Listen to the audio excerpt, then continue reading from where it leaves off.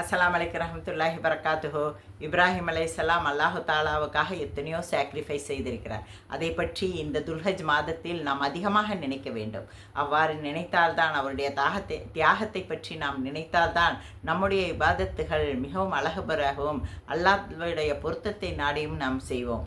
அவ்வாறு செய்வதால் அல்லாஹு தாலா நம்முடைய பாவங்களை மன்னிப்பான், நம்மையும் சான்றோர்களுடன் சேர்த்து வைப்பான். ஆமீன்.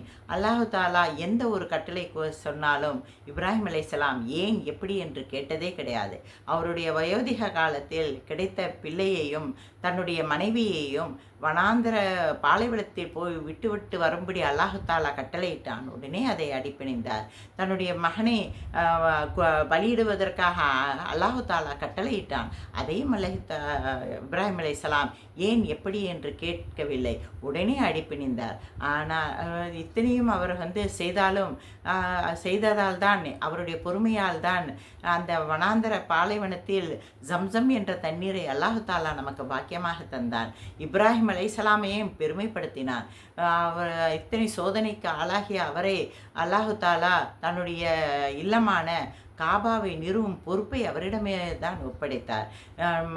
நாம் படிக்கும் ஒவ்வொரு நமாஸிலும் ஆலே இப்ராஹிம் கமா பாரக்தா அலா இப்ராஹிமா ஆலா அலி இப்ராஹிமா இன்னக்கா ஹமீதுன் மஜீத் என்று இப்ராஹிம் என்ற 4 முறை ஒவ்வொரு தொழுகையிலும் நாம் கூறும்படி அல்லாஹு தாலா அதை பெருமைப்படுத்தியிருக்கிறான்.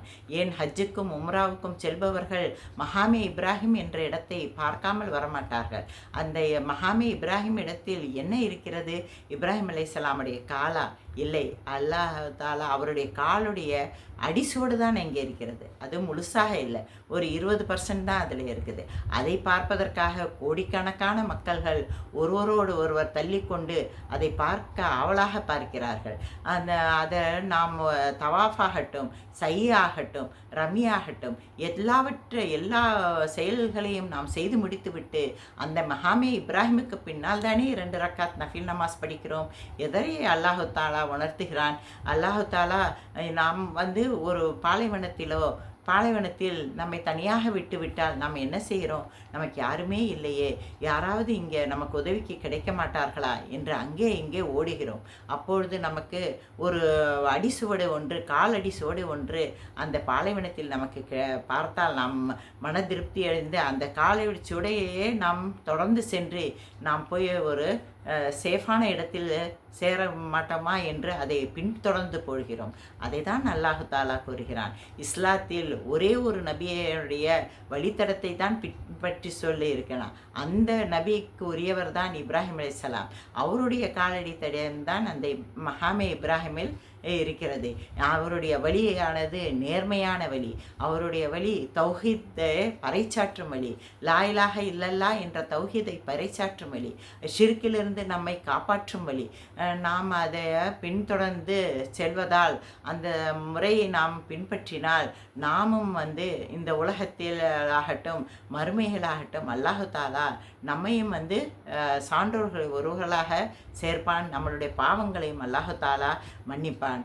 இப்ராஹிம் அலைஹிஸ்ஸலாமை அல்லாஹு தாலா குர்ஆனில் எத்தனையோ இடங்களில் அவருடைய தியாகத்தை சுட்டி காட்டியிருக்கிறான். அதை நான் டிஸ்கிரிப்ஷனில் கொடுத்திருக்கிறேன். அந்த ஆயத்துக்களை நீங்கள் அதனுடைய அர்த்தத்தை உணர்ந்து படியுங்கள். அப்பொழுது நமக்கு அவருடைய தியாகத்தை பற்றி தெரியும். அல்லாஹு தாலா இப்ராஹிம் அலைஹிஸ்ஸலாமை ஹலீலாகவும் ஹனீஃபன் என்றும் கூறுகிறான். அவ்வாறு பெருமை பெற்ற இப்ராஹிம் அலைஹிஸ்ஸலாமை பற்றி நாம் இந்த மாதத்தில் அதிகமாக நாம் கேட்க வேண்டும். நமக்கு தெரியும் தானே, நமக்கு அவரை வாழ்க்கை வரலாறு தெரியும் தானே என்று அசால்ட்டாக இருந்து விடாதீர்கள்.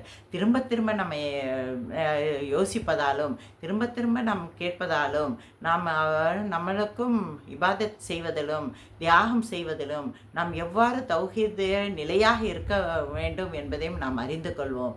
நாம் முஸ்லிமுடைய பெற்றோர்களுக்கு பிறந்ததாலும், என்னுடைய பெயர் ஃபாத்திமா, உங்களுடைய பெயர் அப்துல்லா என்ற பெயராலும் நாம் தௌஹீதை நிலைநாட்ட முடியாது.